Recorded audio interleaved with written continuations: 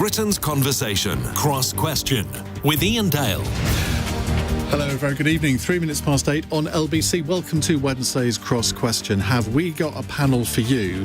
I think we have. We have to my left Baroness Olly Grender, Liberal Democrat peer, who's the party's Director of Communications and worked in Number 10 during the coalition, but don't hold that against her.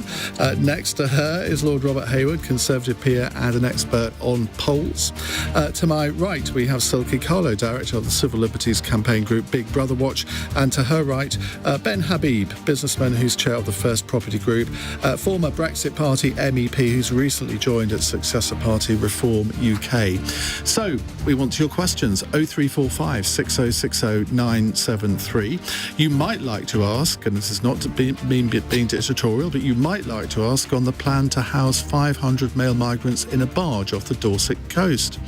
You might also like to ask about the suggestion of changing the Equality Act so it protects biological sex and makes excluding trans people from some services legal. 60% of acts of street vandalism lead to cases being dropped by police without a suspect being identified, apparently. And Poland's president has offered this evening to send more fighter jets to Ukraine. Lots of other things you could ask about. I encourage you to pick up the phone and dial 0345 6060 973. You can text 84850 and you can say, Alexa, send a comment to LBC. And of course, you can watch us on Global Player. Call 0345 6060 973. Tweet at LBC. Text 84850. Cross Question with Iain Dale. This is LBC. Well, let's go to our first caller. It's Anthony in Blackpool. Anthony, what would you like to ask? Yes, good evening, Iain. The Tory party's processing of asylum seekers, I think, is parlous. Is it? To be fair, it's the government that processes them, not the Tory party. Okay, yep. You can be... Okay. Isn't it that the asylum processing... I was going to say something. Isn't it... That I know you were. Sorry. And you'd been right. It is a serious point. Isn't it that the asylum processing system is not fit for purpose? Or rather, is it deliberately not fit for purpose? Well, that's quite a controversial question. Robert Hayward. It isn't fit for purpose, which is why you've got this enormous backlog of people claiming asylum. There has to be solutions in one form or another. You touched on the question of the barge in your opening comments. The proposal from the government is to fly people to Rwanda to tackle the backlog that we've got, and you've got gangs ferrying people over here at great expense, and the system is not working, so they've got to find something which will tackle the issue, but I'm not sure that I have a solution for it. But there has to be a solution. You're in the second chamber of Parliament. Should you not have an opinion on what the solution ought to entail? Well, as far as I'm concerned, partly consist of, at least. It should, as far as I'm concerned, partly consist of a much speedier process in terms of tackling those people who claim asylum as against being economic migrants. And I have migrants within my own family in terms of adopted members of the family, and they therefore understand the issues that one's talking about. But they waited to come to this country through legal routes. I feel sorry for people who've incurred enormous costs to get here, and those are the people that one really needs to tackle, and that is effectively an Anglo-French issue. Ben Habib. Well, the question, I think, was on the asylum process itself, so it wasn't really about controlling illegal migration, I think. But the problem, of course, with the asylum process is that human rights isn't applied in a generic way. Human rights law is applied on an individual-by-individual basis, and rightly so. And that means, of course, for the 160,000 people who are waiting for their applications to be processed, every single individual is entitled to make their case, and if they lose, for it to go to the next chamber, then the Supreme Court. If they lose that, it goes to the European Court of Human Rights. And I think there are also special immigration appeals commissions that they can go through. And Begum, what's her name? You know, the girl in... Shamima Begum. Yeah, Shamima Begum. She went through that route after she failed at the Supreme Court. So the whole human rights process and the asylum application process is itself a very, very complex and protracted one. And I think one of the problems the government's facing is that it has tried to give effect to border control through a deportation process. But of course, deportation is what you do when border control has failed. And they've somehow conflated the two issues. And the allegation from the caller is that they are deliberately mucking up the immigration system, the asylum system we might go back to Anthony and ask him why he thinks that they would do that. I can't see any motive, no matter what political persuasion you are, to slow down the asylum process itself. I think it makes sense that once you're in that process, you should be moved along as fast as possible. Whether you end up in Rwanda or a barge or somewhere else, we can debate the rights and wrongs of that outcome. But you do need to move that process on fast once people are in it. I can't see any argument for not doing so. Olly Grender. Well, I think Anthony has hit the nail on the head. 4 years ago, the Home Office practically stopped processing these asylum cases and potentially migrant, potentially asylum. We just don't know. Why did they do that? Well, I think it was one of those, and Iain, you've covered this so many times in these programmes, but we've had about 5 kind of moves, e.g. Rwanda, and I'd say that they are impractical, costly, but, dog whistle moves, for want of a better description, to make a point, to try and put people off. Has it worked? Not at all. 4 years ago, there were 40,000 people in the backlog. You could have spent 20 million. You could have solved it. Now, that's according to the government figures, and I'm slightly sceptical about the 160 a night figure that they're using in some parts of the country. But you could take 2 days of hotel staying for everyone, and you could spend it at least to clear part of the backlog. Well, and you could if you have the people to process the claims, but you can't just pick people off the unemployment queue and say you can go and process asylum claims. No, but what you can't also do, this barge is not going to come into place for months, apparently. So you could at least try and do something along those lines, because otherwise, even to cover the current backlog, you need 300 barges of this size, and that sounds a little bit crazy, and I'm not entirely sure, given the opposition already from Conservative MPs in Dorset, I'm not sure you could litter the coastline with 300 in order to cover this number. Have you seen the pictures of inside this barge? I looked at the pictures only because I was listening to you earlier, Iain, and I was slightly terrified by you asking me about seeing the pictures. And yes, I've seen the pictures, and I've seen the snooker table. I think it's been refurbished since it was used by the Dutch, and it was described as inhabitable. Oppressive, I think oppressive was the word, yeah. So, but you need 300 more to cover this at the moment, and I'm not sure is a very good fix. As one of our callers pointed out, when he did his national service in the 1950s, he didn't have any heating. There was 22 people to a barrack, and But it's fantastic distraction, isn't it? We're all talking about the barge, yes, which only would take 500 people. So the main issue. We're talking about it because Anthony asked the question. I know, but it's great from the government's perspective because it just kicks the can down the road for another 24-hour news cycle. Yeah. And everyone's not looking at the main issue. They're not looking at the backlog. They're not looking at the cost of it. We're not looking at Nicola Sturgeon, but there is breaking news on Nicola Sturgeon because her husband, Peter Morrell, has been released without charge, pending further investigation. The SNP's former chief executive was arrested this morning in connection with an inquiry into the party's finances. You never know, somebody might like to ask a question on that. I think we can talk about it. It's not sub judice. Silkie, Carlo, let's come to you. Anthony, let me remind you of Anthony's question.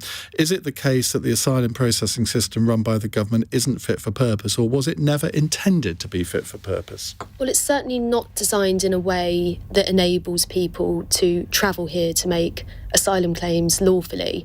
And I think that's the main problem, and one of the main problems with processing as well, is that there are no safe and legal routes for people to seek asylum in this country. That is a failure by design. I think that it's a failure to uphold our obligations under the Refugee Convention. And, you know, I think that some of the language that's being used around this, I mean, obviously the barge is kind of symbolic of a lot of aspects of government policy on this, but the language is remarkable. I read Robert Jenrick's statement earlier about asylum shoppers and illegals, and this kind of really horrible language that is being used. These people are being totally dehumanised, totally deprioritised. In the last quarter of last year, the majority of people coming over in small boats were Afghans. We spent 22 billion on the wars in Iraq and Afghanistan, which is more than we've spent on the asylum process over the past 20 years. It says something about our national priorities and about our national character. And I think that something as important as the Refugee Convention, something as important as looking after people, particularly from a part of the world that we have disrupted, to put it lightly. We've ruined people's lives, and there are lots of people who are now seeking safety, women and girls who are at risk in particular, and we're failing in our obligations to them. Let me go back to Anthony. Anthony, why did you put the question in that way? Do you really believe that the government deliberately have mucked up the asylum system or the immigration system? And if so, why do you think that? Iain, I wouldn't say mucked up.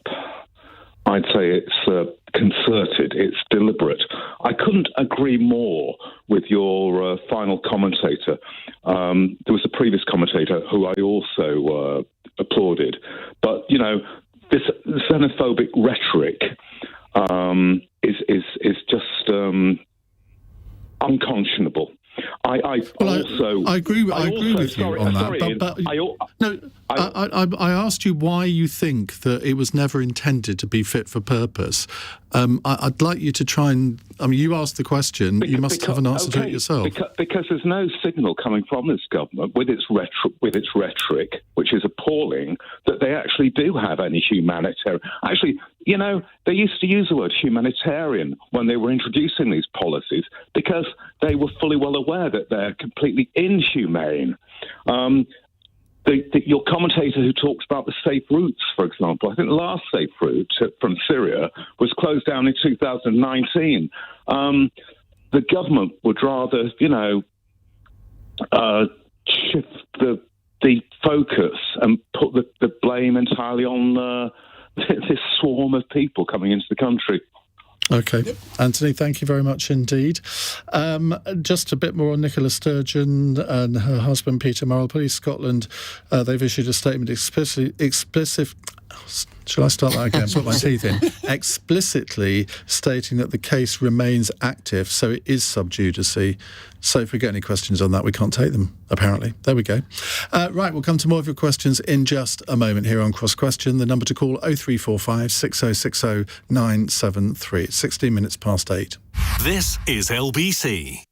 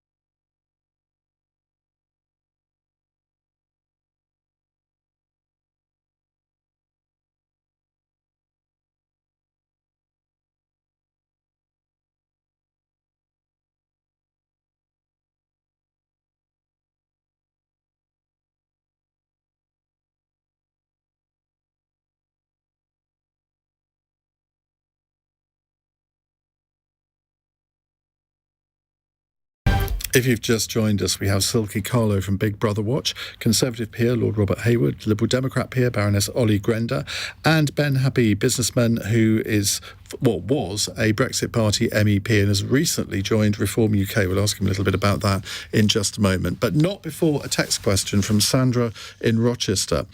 Isn't it about time that action is taken to properly protect women's rights to female-only spaces? Now, just a bit of background to this, because the Equalities Minister, Kemi Badenoch, has written to the Equalities and Human Rights Commission to ask if amending the Equality Act is possible so it can protect biological sex, and that would allow for transgender women to be excluded from some women-only settings. Now, Labour has said it welcomes asking the ECHR to carry out this review too. Do the Liberal Democrats, Olly Grender? Well, there's nothing wrong with a review, of course. The EHRC, as you've rightly said, is saying that they will look into this. They've also warned that this may throw up further ambiguity, and they've actually put that as a warning within their statement. I mean, I'm a big fan of the Equalities Act 2010. I think it works really well, and I think it provides single-sex safe spaces and has provision within it. So I just think that's a good thing. I kind of wonder about the timing and this moment and now. And I do know, and I think it is good that a programme such as this can have a cool, calm conversation about something like this, and you'll know that so far you're the first one I've come to. I don't know what the others you know me, I'm an optimist. But I wonder why now and in this way. I just query the timing. Again, it's like the barges. It's like this moment. Why this moment? Why not provide guidance, which is desperately needed? I'm a chair of governors of a primary, inner city primary, and schools have been waiting for ages for guidance, and that hasn't been done. Instead, what we have is a press release and a moment, and I have a little bit of a suspicion about this moment, which, let's face it, after all, is really talking about less than 1% of the population, and I just do worry about that a bit. But it is an ongoing debate, though. I mean, OK, I take your point about timing, but it's not as if this debate isn't being had virtually every day, every week on some news channel or other, or on some news channel or other. Ordinary people's conversations. But I've knocked on doors for, since January, I've knocked on hundreds of doors. I know you believe that, Iain, because you know me so well. I might believe you. I might not believe many other people. So. And I've not found it coming up. I mean, I think what is coming up is the health service, crime, cost of living. And I do think that, I just question the timing and now in the run-up to a local election period. I think there is a moment and a calm when this can be done. And let's face it, that for 20 years now, people have been able to, trans women and trans men, have been able to apply for certificates. And so, to suggest that suddenly there's this massive army coming over the mountain of some description is very unfair and very inaccurate. The whole tenor of this debate is, I think, your party is partly to blame for this. And you have people in your party who want to exclude people from Liberal Democrat membership if they can be described as TERFs. Well, I would never use that term. No, well, I think it's about a disgusting anyone, term. But also, there are equally terms on other sides. So, on the heated side of this debate, I do not want, I do not approve of, the real intolerant heat on either side of this debate. So let me make that very, very clear. But that said, I think that this is a tolerant country that we live in, and I applaud it in terms of making progress in this area. So let me give you a tiny anecdote, if I may, from when I was working at Number 10, because it was for a very short period of time. But it was at the exact time when we were talking about equal marriage. And a Conservative special, I was one of only 2 Liberal Democrats working in Number 10, A Conservative special advisor approached me and asked me to get Lynn Featherstone to slow down on this issue. Well, you know Lynn. And first of all, I didn't even bother. And secondly, had I done, she would have ignored me, quite rightly. And it was because it was a much vexed and debated issue at the time. And that special advisor was saying to me that the churches were getting quite litigious. Not going to name that person, out of respect to that person. But, always we get into much vexed issues. And I think society already is in a superb place on that issue, having moved on. And I'm hopeful that we will be on there. OK. Silkie. I think if the Equality and Human Rights Commission says that we need clarity and the government thinks we need clarity, and we do have a public debate that is not healthy about these issues, there isn't a proper understanding, I think, of whether the Equality Act is referring to legal sex or biological sex. And some people will have different views even on what biological sex means. So I think, even if this is a minority issue, that's the whole point of equality law. Minorities matter. And so, it is important and it is urgent, I think, to have a look at it and to have clarity.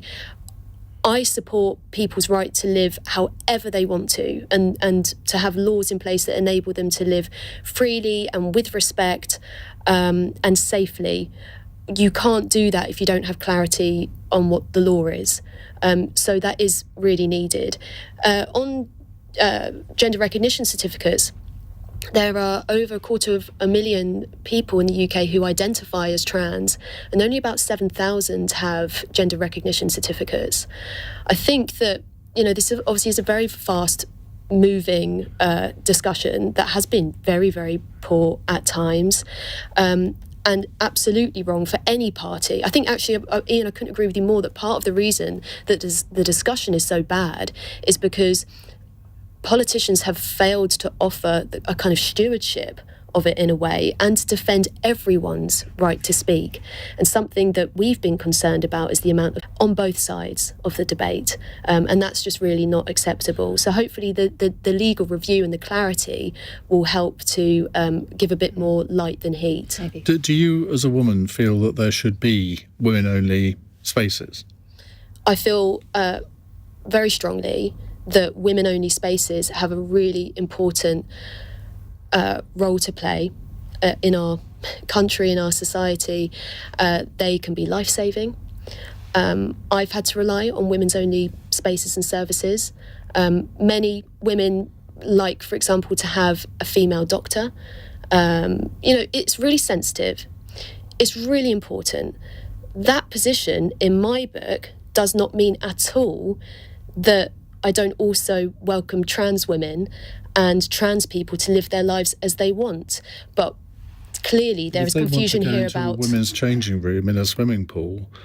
There are comparatively few incidents of where this is a problem, but just because there are a few, that doesn't mean to say that they should be ignored. Absolutely. And that's why I think this issue around definitions and what the law currently says is so important, and we really need to be clear in that. And also because we can't understand what the state of play is unless we have proper statistics. And how do we know that our statistics are accurate unless we know what we're talking about when we talk about gender and sex and male and female and so on? That is the problem for people on the, shall I say, the women's only spaces side of the argument, in that when you say to them, well, how many incidents have there been in changing rooms over the last 5 years, or how many female prisoners have been assaulted by trans women in prisons? And answer comes there none, most of the time. And when you do look into the statistics, they are incredibly rare incidents. Ben Habib. Well, I think I endorse everything both panellists said before me. This is a very small issue. It is not to the people concerned, though. A lot of people concerned. I don't want to diminish the importance of the issue by saying it's small, but it is small. It affects, as you said, 250,000 people, which is 0.4% of the United Kingdom's population. But I think it's part of a bigger problem, and I'm going to broaden the debate, if I may. There's a kind of cultural battle going on over language and how it's used and how we identify ourselves, and this is a subsect of that battle. Take Isla Bryson, for example, who was, convicted of raping 2 women and was going to be sent to an all-female jail.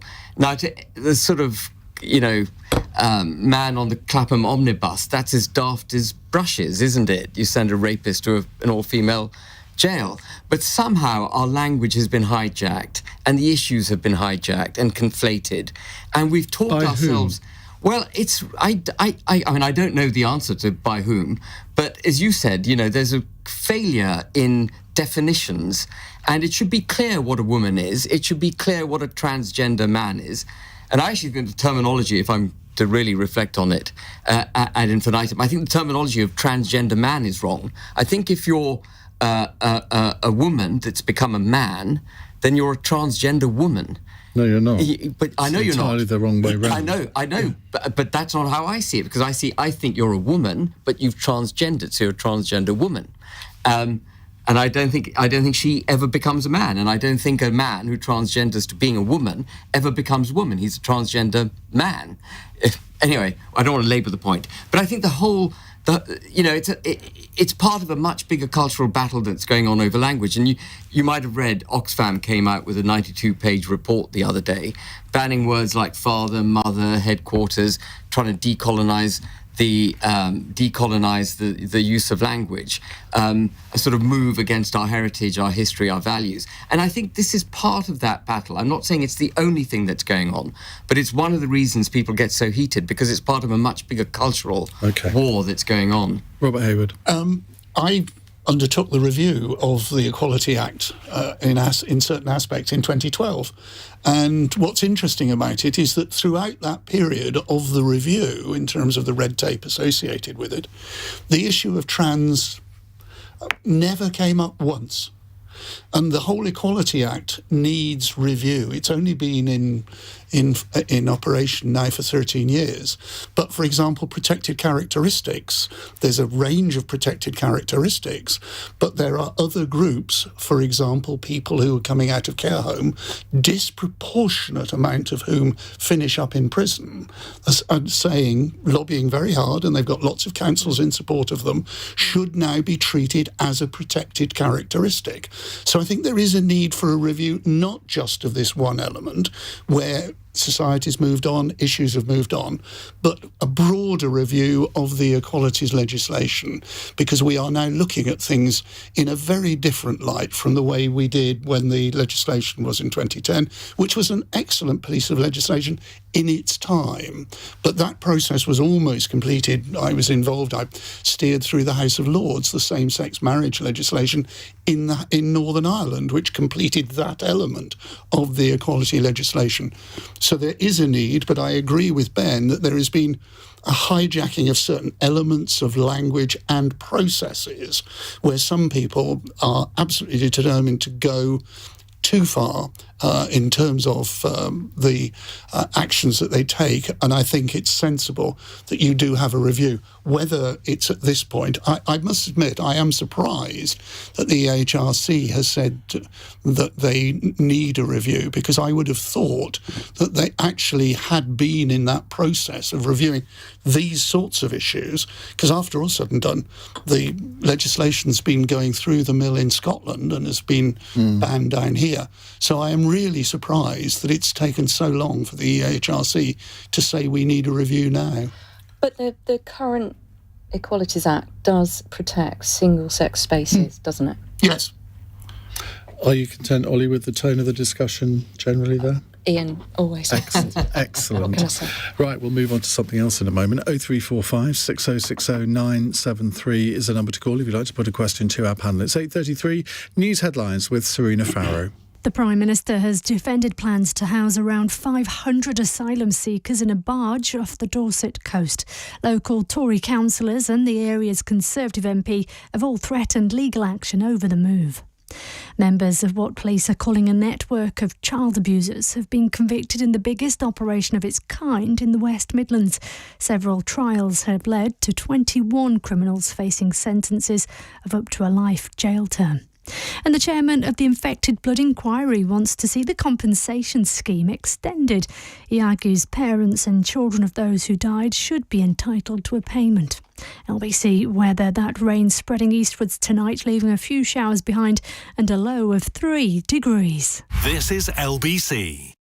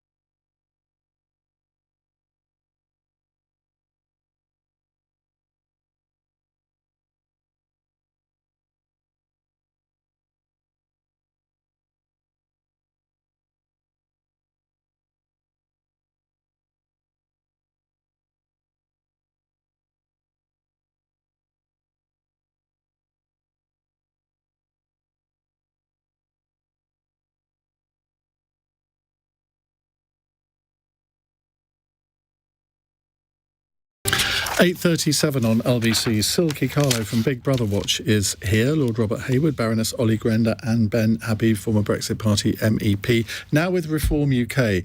Now, Reform UK has existed now, I think, for 18 months, a couple of years. Why is it taking you so long, Ben?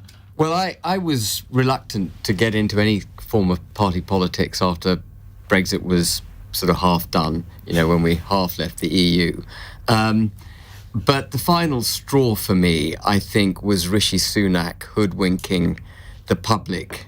And I imagine I'll be in disagreement with most people on this panel. I hope I'm not, but I imagine I would be, when I say that the Windsor Framework is just another form of the Northern Ireland Protocol. But he's managed to get it passed off as some kind of magical solution to the massive constitutional damage done by the Northern Ireland Protocol to our country. And I thought, well, enough is enough. I've got to have a political mechanism by which I can take a political fight on with the Conservative Party. You can't do that as a campaigner.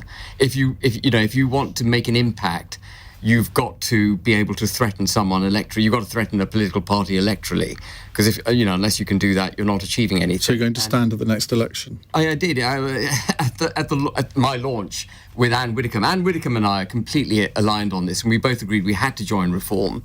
And we even asked Richard Tice to change the logo of Reform at the time to include Save the Union and Brexit properly as part of it, which he's now done. And So at that launch, I was I think I was the only one who put my hand up saying I absolutely will stand. There's no point being in a political party if you're not prepared to stand. And our aim, and I don't think I'm speaking out of turn, is to do maximum damage, forgive me, to the Conservative Party, because... And make a Labour government more likely. That may be the case. But what you can't do is reward failure with incumbency. And we've had 13 years of what I would regard as utterly failed Conservative government. We've got a state that was much bigger than it was when they took over, national debt much higher than it was when they took over, taxes much higher, a broken economy, broken labour market, broken NHS, broken public sector. We haven't got time for a full manifesto. And a broken country. This is all, but that's, you asked me why I'm motivated back into politics. And, I think you've explained it very well. Right, let's go to another caller. Hassan's in Cambridge. Hello, Hassan. Hassan, go ahead. Yeah, so my question is Suella Braverman right to blame Pakistani culture on sort of preying on white underage girls, or is she using far-right Islamophobic sort of language to focus or cherry-pick on a very serious problem, but she's focusing on a very small subset of sexual child abuse incidences? Okay, Ben Habib. Well, I think the caller's wrong in saying that Suella Braverman picked on Pakistani culture. What Suella said, and I completely agree with her, is that one mustn't be shy of challenging an issue, in this case, the grooming of young children, I think 1,400 over a 30-year period, just because the people who are being accused are of a specific racial background. In this case, it happened to be Pakistani men. I don't think she was using the culture against them. She did say that there are some Pakistanis who hold women, view women in a way that it is not consistent with our values in this country, and I also agree with that. And there's absolutely no doubt that in the case of Rotherham, Rochdale, Telford, that grooming was allowed to continue unchallenged without the full force of the law being brought to bear because people were afraid of being accused of being racist. And she's absolutely right to debug that debate and say you've got to be entirely blind to ethnicity in this regard. Actually, I think, slightly on the trans kind of debate, we've got to be completely blind to whether people are from, in all walks of life, whether, irrespective of what your ethnic background is, irrespective of your religious background, irrespective of your sexual preferences, your gender identity, everyone needs to be treated equally, and that applies as much to the Pakistani men who are grooming these children as anyone else. Olly Grender. So we're talking today at a moment when a particularly nasty group in the West Midlands have been sentenced, even today.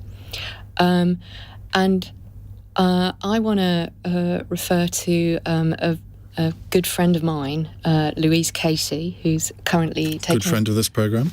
A very well-earned rest after doing a fantastic piece of work about the Metropolitan Police. And some people may not have picked up her very kind and impassioned offer to cover this issue next, the issue of the protection of children and, kind of the issue of we wanted to be the new safe. Metropolitan Police Commissioner. Well, I mean, obviously, and the Pope and everything else, Iain. But I think that, I think it is terrifying, even the Metropolitan Police, kind of report, the issue of almost, the abuse of children taking second place, the fact that the police aren't looking at abuse of children. So, but I do want to answer the caller Hassan as well, which is that I felt uncomfortable when I heard Suella Braverman talking about this on Sunday. I think it is right to call out different groups when child abuse is happening. I think it's absolutely right, but I think we need to tread with quite a lot of care. And I agree with Ben, which is probably the first time this evening. Oh, really? You've been very quiet. Apologies. But I do agree that, in something like specifically the Rotherham report, there was a fear of calling it out, because of fear of being accused of racism. But I don't think we should allow that to become an accepted fact. I think across the board, because I think there are some terrible issues going on, and I think online is particularly bad. And we've only discovered today that the police aren't properly policing that, either online abuse of children and picking it up and dealing with it at speed. And so I think there's a lot of issues of abuse of children that we absolutely need to. I think it is right to point out, and we're not at the moment, that most of the cases that came to light in the middle of the last decade, and I can remember doing countless phone-ins on them, and I can remember myself saying, it is not unfair to point out that the common thread here is that they are from a British Pakistani cultural background. I didn't say Muslim. I didn't say a racial background. I think it was described as a cultural thing, and the police were afraid, as you say, to get involved. Now, this case today, which you mentioned in the West Midlands, 21 people have been convicted of the abuse of children aged 12 or younger in the Walsall and Wolverhampton areas. It's the largest child sex abuse case investigated by West Midlands Police ever. All 21 people convicted are white. So it is wrong to say that it is only in one particular section of our society. Exactly right. I think the difference is with the Rotherham, Telford, etc., with those ones, was that the grooming gangs were predominantly from those cultures. The individual abusers tended not to be. And if you just count the people up who've been convicted, there are obviously far more white people than British Pakistanis. There are, and I think it's right, Ian, although I'm sure you'll correct me, that actually the largest number of cases of child abuse at the moment in the UK are young white men. I think that's right. But the majority of the population is also white. Yes. OK, let's bring in Robert. So you'd expect that. Can I just pick up on Louise Casey first? Very briefly, because we're running out of time. OK, I just wanted to quote from a mixed-race policeman who sent me a message saying, please convey a message to Louise Casey to say that it was a brilliant report. He's politically incorrect, but it was a brilliant report, so I agree very much on that side. In relation to the sexual abuse cases, we have been too scared for too long to actually say these things. It's come on this occasion from two people from different non-white ethnic backgrounds, i.e. the Prime Minister and the Home Secretary, and I think it's about time too, because it reassures other people that we're looking at the issue on a population-wide basis. Silkie. I didn't see the comments, but I would say there are lots of reasons that police are apprehensive to investigate and prosecute these cases. They were apprehensive about investigating Jimmy Savile. They're apprehensive about investigating Jeffrey Epstein in the US and his grooming gang. So I don't see this as a race issue. Actually, male violence against women is one of the things, sadly, that is truly cross-cultural. What I would really like to see the Home Secretary saying is what she's going to do about the fact that de facto rape has been decriminalised in this country, because under 1% of cases are being prosecuted. Look at the case in Scotland this week. Begs belief. The 13-year-old girl who was raped, and the attacker was found guilty and then allowed to walk free. What a disgrace in our country. Yeah. You've got total agreement on the panel on that. Yeah. No question. I have, apart from on Twitter, I've yet to see anybody sort of think that is a reasonable thing to do. But it's a judicial decision, but the guidance, I gather, was changed relatively recently to say that anyone under the age of 25 should not be treated the same as somebody over 25 because their brains aren't formed yet. I mean, seriously, absolute rubbish. Right, it's not for me to issue an opinion, but I just have. It's 8:47. LBC.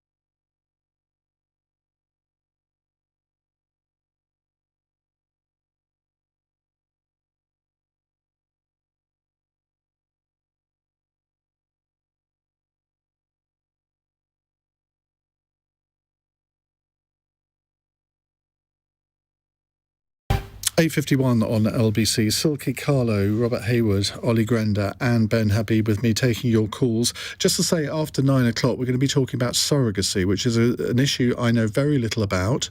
I don't have strong opinions on it, so I'm relying on you to call in after that hour. Otherwise, it might be a very lonely hour for me.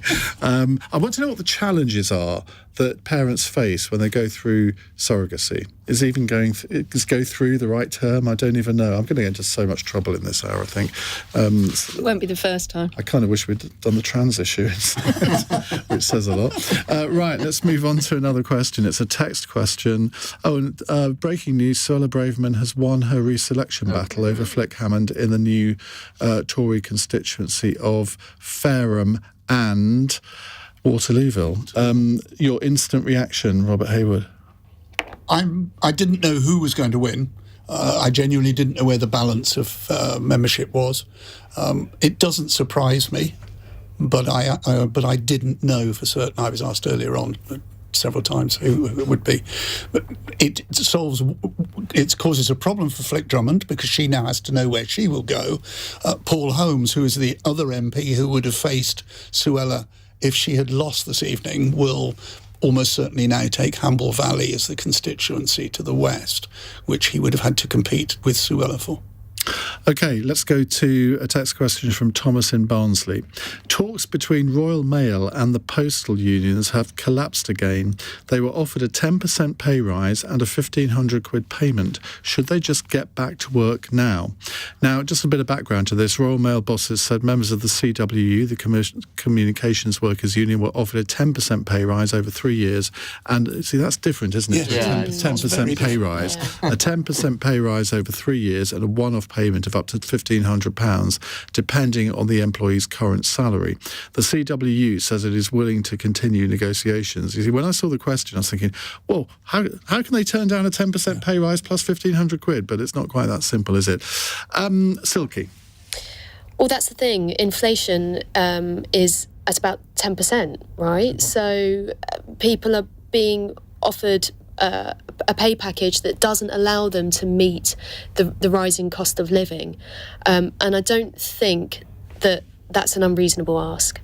Also, my understanding is that the reason that the talks collapsed this time is because some of the newer staff want pay parity with the longer serving staff within 3 years. And they're being offered within 5 years. I mean, some of this you think surely can be ironed out. These are not really unreasonable asks, and the cost that we're paying is absolutely huge. Or the cost to Royal Mail, the strikes have cost them 200 million so far. There were 18 strike days at the end of last year, and there's a serious question about whether Royal Mail can survive if these strikes continue. And this is not just about pay, this is about working conditions. It's about the way that workers are being treated by Royal Mail management, which, if you've listened to this programme before, I have some fairly strong views on, but I'll keep them to myself for the purposes of this because we haven't got too much time. So short answers, please. Ben. Well, when these strikes first kicked off last summer, I had great sympathy, actually, for the strikers. And I think the working and middle classes have been really, I can't use the language that I want to use, but, they've been really maltreated from a great height for many years. And they've had tax thresholds frozen so that even if they do earn more, they're actually paying, greater sums to the government. So I've got great sympathy with them. I completely agree with you that if the cost of living's gone up 10%, then they should have a right to get something close to 10%. It's also eye-wateringly bad, I think, that the public sector pensions have this triple lock, giving them the higher of the average increase in salaries, 2.5%, or inflation.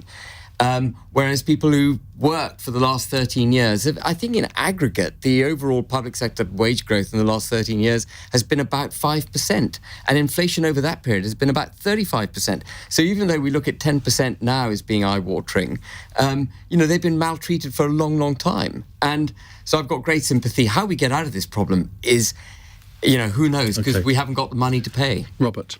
I used to spend my time negotiating pay deals for the management side with trade unions, and I find it very difficult for other people to start saying, you should do this, you should do that. The people who should resolve a dispute are those on either side of the table, and it should be left to them. The one danger in the particular case of the Royal Mail is that there are loads of competitors around. They're losing market share in one way or another, and sadly, there is every risk that the Royal Mail will not continue to exist if they price themselves out of the market, because communications have moved from letters to emails to packages, etc., and society is changing. Olly. Although everyone's buying stuff online, and the potential for Royal Mail to be brilliant and knockout is very, very high. I completely agree about the inflation issues. I completely agree about a workforce that has had a legacy of a very difficult situation. I think what's difficult with this one is it's a private company with a public service. And it was privatised by the Liberal Democrats. And indeed it was, but that was a very long time ago, and this is nothing to do with that. It was only 11 years ago. It's not that long. Well, we all remember, Olly. Thanks, Ian. So, I mean, I just think there are certain moments when I think the government can use and deploy, and I've been really surprised about these strikes because the power of using the potential and the power to get people round a table in number 10 is very, very significant. And I just feel that sometimes it has been underused. Not used at all. Yeah. Particularly over some of these strikes, like the head teachers announcing today. I mean, when head teachers number 10, having the Royal Mail, it's a privatised company. What role has number 10 got? They do it with businesses all the time. But they could have done it with genuine public sector workers, didn't they? With the NHS, for example.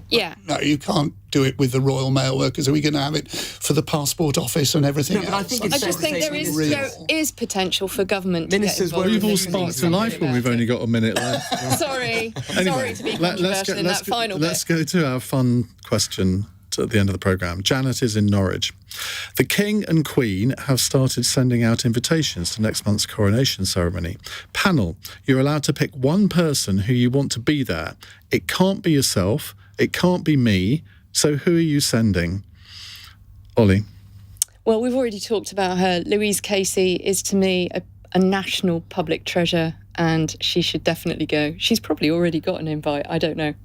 Robert. Elton John, as far as I'm concerned, would make wonderful guest, but I'm not sure after the funeral for Diana whether he would be invited. Well, he ought to. He's a national treasure. He is, and that's why I've suggested him. Ben?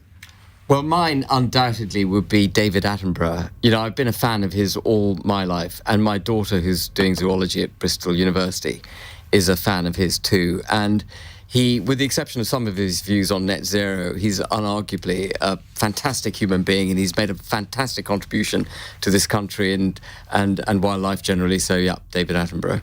Silkie. Mine would be Graham Smith, the head of the campaign group Republic, because that would shake things up a bit.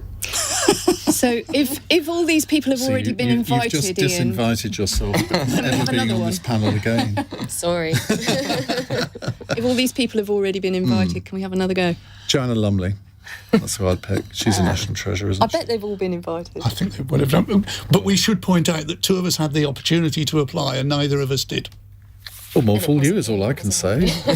Once in a lifetime in a ballot. Well, honestly, you don't know you're born being in the House of Lords, and you don't get to the perk of going to the Royal We chose Coronation. not to. Well, it's called a democratic Actually, I didn't choose. I forgot to write back. It was that high Robert up on Hayward, Olly Grender, Ben Habib and Silkie Carlo, thank you very much indeed for joining us on this edition of Cross Question. Don't forget, if you miss an edition of Cross Question, you can catch up on Global Player. Coming up in the next hour, Tom Daly and his husband, Dustin Lance Black, have celebrated the arrival of their second child together. They announced the surprise news today. They'd not previously shared they were expecting another child. Now, of course, they have had a surrogate baby. think that's the right expression. But the law is about to change on surrogacy too, because couples could become a surrogate child's legal parents at birth or under a major new proposal to reform UK surrogacy laws. Under the new plans, the surrogate, the woman who carries the baby, would be able to withdraw her consent up to 6 weeks after the birth, and by that point she'd have to apply for a parental order to obtain legal parental status instead of the intended parents. What are the challenges in surrogacy? On your radio, on Global Player, and Play LBC. leading Britain's conversation. This is LBC. From Global's newsroom at 9 o'clock, the former chief executive of the SNP and Nicola Sturgeon's husband, Peter Murrell, has been released without charge, pending further investigation. Police arrested him over party finances and their Glasgow home's been searched, with an evidence tent seen in their garden. LBC's Sophie Adams has more details. Officers carried out searches at a number of other addresses too, not just his home, one of those being at the SNP's headquarters in Edinburgh. And on Wednesday, Scotland's new First Minister Humza Yousaf says he doesn't believe investigations into the SNP's finances was the reason that Nicola Sturgeon quit. He believes she was